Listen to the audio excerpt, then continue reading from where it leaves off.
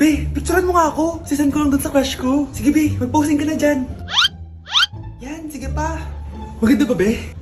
Tingin nga, be. Ina mo, be? Nilaloko mo ba ako?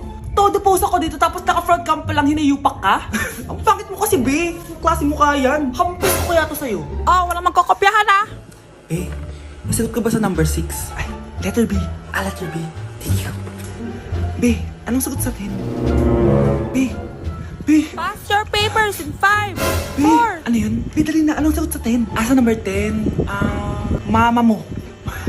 Sumingita ka? Binigyan kita ng sagot tapos inbabalik mo sa akin? Akin na yan. O, ito. Bigay mo sa mama mo. Ay, sorry na. A few moments later. Be, di ba crush mo yun? Be, huwag kang maingay. Baka marinig niya. Psst, hoy! Crush ka daw na ito, oh! Kung ina mo, Be. Crush mo ako? Hello? Tingnan mo nga itsura mo. Pangit mo.